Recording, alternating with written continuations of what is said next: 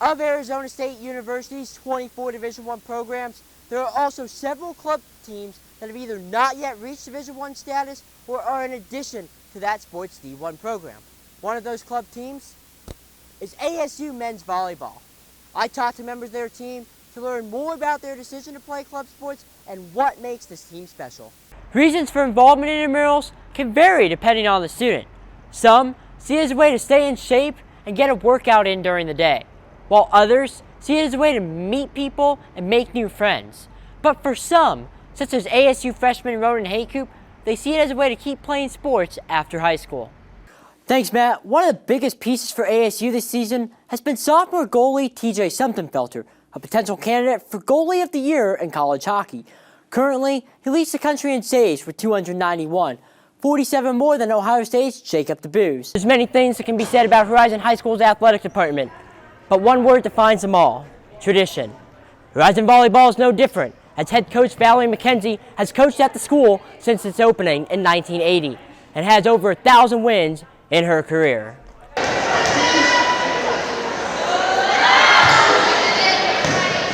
Historically, the Huskies have always been a competitive program, but that doesn't happen without Coach McKenzie's strong commitment to the program for literally its entire existence.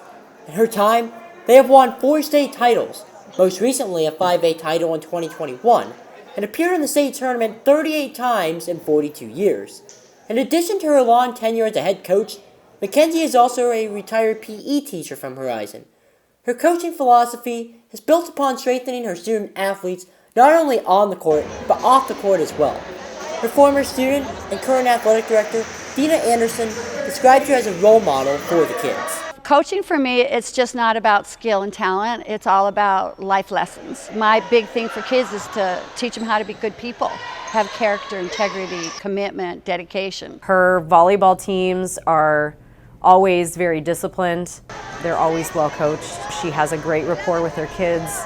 She does a lot of goal setting, a lot of stuff that's a part of educational athletics at the high school level. It's not all about their athletics. Their family comes first, and then their academics come second, and then volleyball comes third. So their priorities in life, I like to help them realize that it's about family, and we as a team want to be a family. But it's also, their academics is huge, and we make sure kids are staying on task.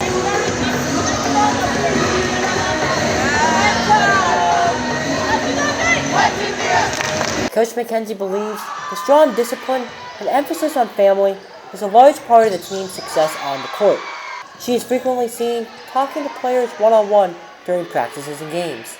For some longtime coaches, it can be a challenge to stay current with the sport, but not for Coach McKenzie, who still strives to learn about the game 43 years later. The thing with Coach McKenzie that I highly admire is she understands that the game of volleyball is constantly changing and evolving. And it's very refreshing to see a coach that's been coaching for as long as she has, that still attends coaching clinics and is still wanting to learn about the sport that she's been coaching for 42 years. The legacy of Horizon's coaches can be seen in other athletic programs too. Founding baseball manager Eric Kibler led the program for 38 years before his departure, which is now led by another Husky alum, Bo Polverosa, a testament to the school's culture. Many other programs have also had their share of state titles. But 1,000 wins as a high school coach is not an easy accomplishment, and McKenzie acknowledges the school community as the pedigree for her success. I couldn't have done it with, like I said earlier, all the support I have. I mean, the athletes have to buy in and communicate and work well together and have a lot of talent. The parents, the administrators, the kids, the students. 1,000 wins it's hard for me even to comprehend. It's just been a long journey, but it's gone like super fast. Being the athletic director and having her be one of my, the most accomplished coach that I have on my coaching staff, it's just, I feel privileged to be able to work with her. This season, the Huskies are currently 10-2 overall and 2-1 in conference play, second in the 5A Northeast Valley, as they look to add another state title to their resume later this fall. Their next game will be against Desert Mountain at home on Thursday, October 6th at 6 p.m. For Cronkite Sports, I'm Anthony Remedios reporting. Bring in Mullett Arena at ASU. Are you ready?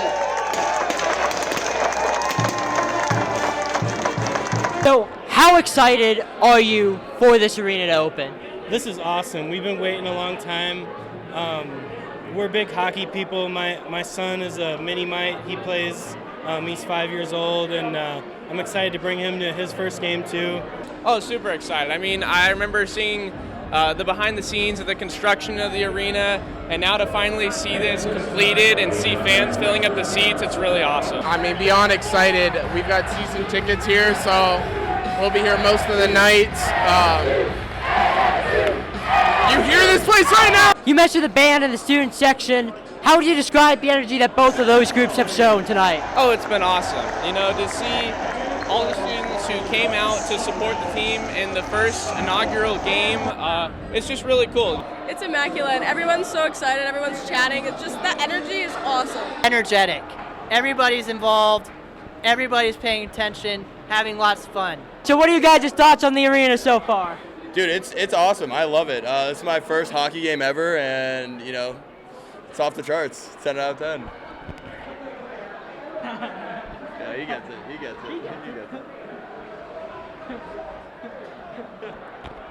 it. It's been a fantastic experience so far. Love to see that the boys are scoring early, and you know, we're playing fast on the ice, and you know, it's what you get with NHL-sized ice. So there we go, boys. The food here is incredible. I will admit, they got a lot of beer on deck, a lot of food. If you're a beer drinker, if you enjoy a nice slice of pizza, a hot chicken sandwich, get down to Mullett Arena. Get your mullet. I ain't really got a mullet. What's your favorite part of this arena so far? Dos Equis stack, baby. Dos Equis, the Coyotes, all of that. It's great. It's like, it's one and the same. It's like you're carrying over the same like feel of the arena back at Gila River, despite, you know, it's no more. I'm way more excited about going to games here than I ever was in Glendale. I'm a big fan of Shaq bringing his chicken sandwich shop to ASU and to Tempe. We really appreciate the support that he brings. We hope to see him out at some of the Sun Devil hockey games. Well, great. Thank you so much, guys. Enjoy the game. All right, thank you. Yes, sir! Yes, sir!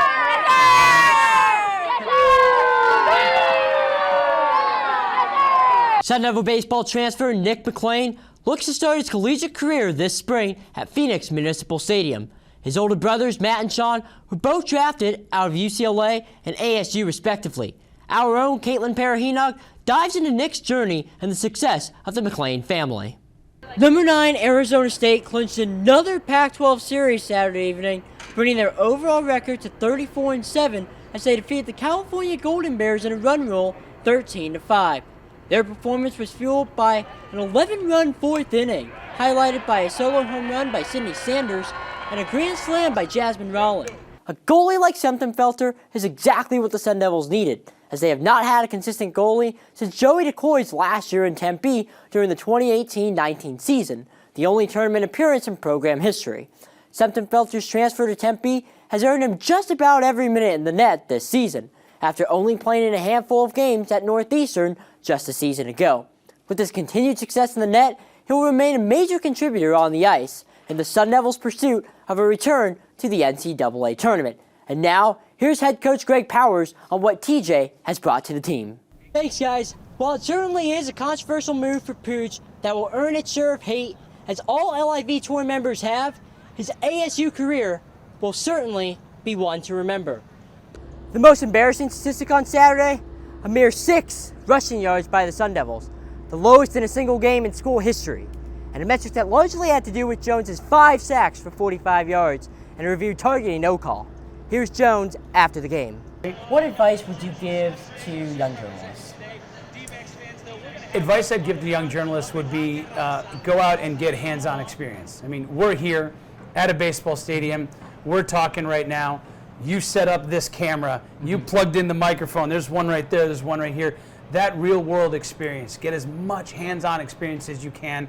Well, Mr. Bauer, thank you so much for your time this afternoon. Ladies and gentlemen, this is Mr. Mike Bauer, the in-game host for the Arizona Diamondbacks, former sports radio host, Cronkite grad. I'm Anthony Remedios, reporting live from Chase Field for Cronkite Sports. We'll see you next time.